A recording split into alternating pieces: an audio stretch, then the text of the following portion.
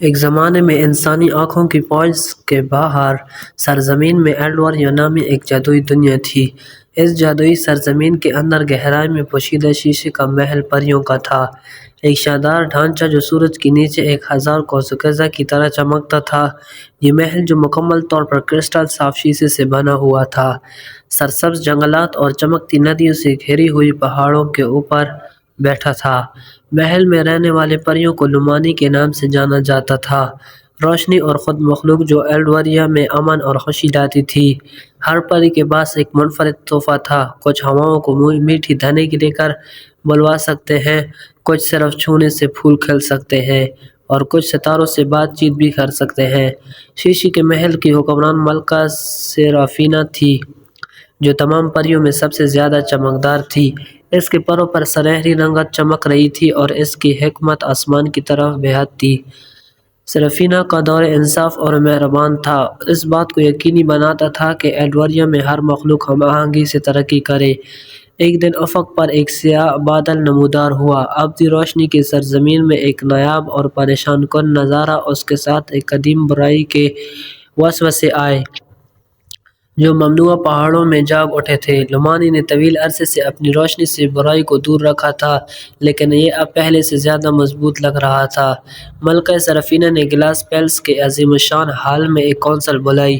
شیشے کے پیچیدہ مجسموں سے مزین اور پرویں کی روشنی کی ہلکی ہلکی چمک سے منور ہال پریوں کے جمع ہوتے ہی تشویش سے بھر گیا۔ سیرافینا اٹھی، اس کی موجودگی خاموشی کا حکم دیتی تھی۔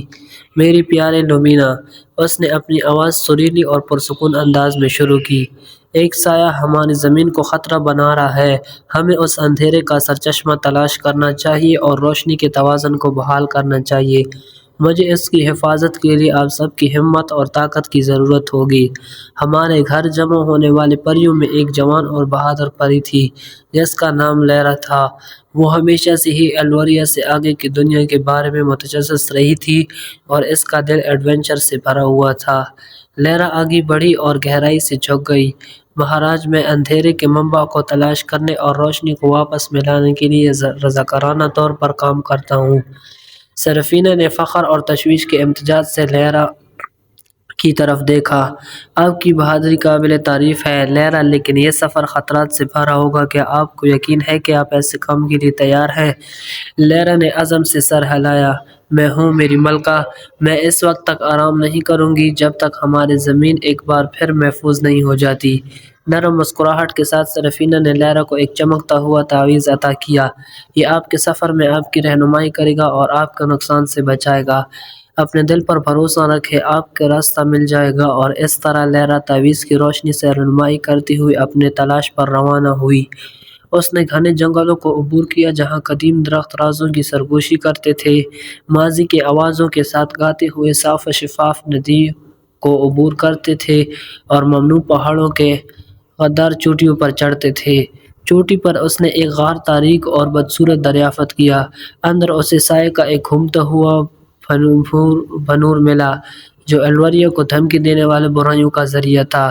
اپنی تمام تر ہمت کو یکجا کرتے ہوئے لیرا نے تعویذ اٹھایا۔ اس کی روشنی اندھیروں کو چھید رہی تھی، چمک کے پھٹنے کے ساتھ پرچھائیاں دور ہو گئیں جس سے بے پناہ طاقت کا ایک پھولا ہوا نمونہ ظاہر ہو گیا، ایک آئینہ جو تاریکی سے خراب ہو گیا تھا۔ یہ سمجھتے ہوئے کہ آئینہ ہی کلید ہے، لیرا نے احتیاط سے اسے تعویذ کی روشنی سے صاف کیا۔